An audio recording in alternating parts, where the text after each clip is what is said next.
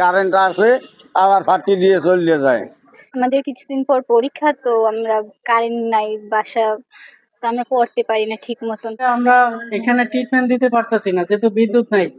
যদি না থাকে তাহলে কাজ বন্ধ। আমরা চাচ্ছি যে সারাদিন যেন বিদ্যুৎ থাকে, আমরা যেন ভালোভাবে পড়াশোনা করতে পারি, রাত্রবেলাও যেন বিদ্যুৎ থাকে। পাবলিকের আমরা এখানে ট্রিটমেন্ট দিতে পারতেছি না যেহেতু বিদ্যুৎ নাই। আমাদের এক্সরে করার দরকার, সারাক্ষণ বিদ্যুৎ থাকে না।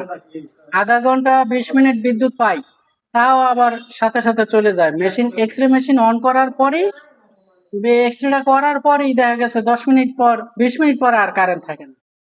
এখন অনেকের বাড়ি অনেক দূরে, নদীর ওপার যাইতে হবে। বিকেলবেলা যে পেশেন্ট গুলো আসবে তারা তো বিদ্যুৎ না পাইলে তারা বসে থাকতে হবে। রাত্র 7:30টায় খাওয়া ছাইড়া দেয় বন্ধ, তাহলে ওই লোকগুলো যাবে কিভাবে? তাদের বরগুনায় অবস্থান নিতে হবে।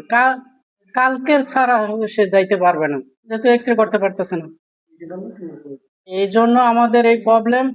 এই বিদ্যুৎটা যেন সরকার এই বিদ্যুতের জন্য যেন একটু কাজ করে, যে তাইলে আমরা একটু শান্তিতে থাকতে পারবো। এই একটা গেটের জন্য আমি আইছি এই 3 দিন ধরে এই জায়গায় আসি যাই, কারেন্ট আসে আবার ফাটি দিয়ে চলে যায়।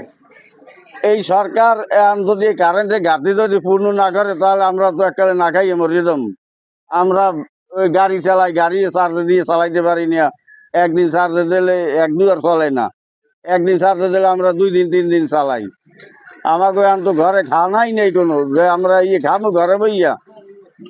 এই গেটানেতে 2 দিন আইয়ে গেছি, খালি কয় যে কারেন্ট নাই, খালি কয় কারেন্ট নাই। এই দেখতে যায় কারেন্ট, আবার রাস্তার মাঝারে যায় কারেন্ট নাই। এরকম খালি ঘন ঘন লোডশেডিং দেয়। লোডশেডিং দিলে তাহলে এতে তো আমার কর্ম বন্ধ হয়ে যায়। আমাদের এই যে ওয়ার্কশপের জগৎটা অনলিং, এটা বিদ্যুতের উপরই নির্ভর করে। বিদ্যুৎ যদি না থাকে তাহলে কাজ বন্ধ। এই যে বিদ্যুৎ নাই, এখন কাজ বন্ধ। যখন বিদ্যুৎ আসবে তখন আবার কাজ শুরু হবে। এভাবেই আর কি। বিদ্যুৎ না থাকলে আমাদের বন্ধ হয়ে পড়ে, দোকান বন্ধ করে দিতে হবে, কাজ আমাদের আর কি কর্ম বন্ধ হয়ে যাবে আমাদের। আমরা অনেক ক্ষতিগ্রস্ত হচ্ছি, পাশাপাশি জেলেরাও ক্ষতিগ্রস্ত হচ্ছে। যারা মাছের সাথে সংশ্লিষ্ট, এই বিএফডিসির সাথে সংশ্লিষ্ট, তারা প্রত্যেকেই ক্ষতিগ্রস্ত হচ্ছে বিদ্যুতের সংকটের কারণে। বিদ্যুৎ না থাকলে বরফ উৎপাদন হয় না। বরফ দেখা যায় একটা 16 আনার বরফ 4 আনা 5 আনা 6 আনা নিয়ে যাওয়া লাগে, তাহলে একটার দাম 3 গুণ 4 গুণ পড়ে যায়।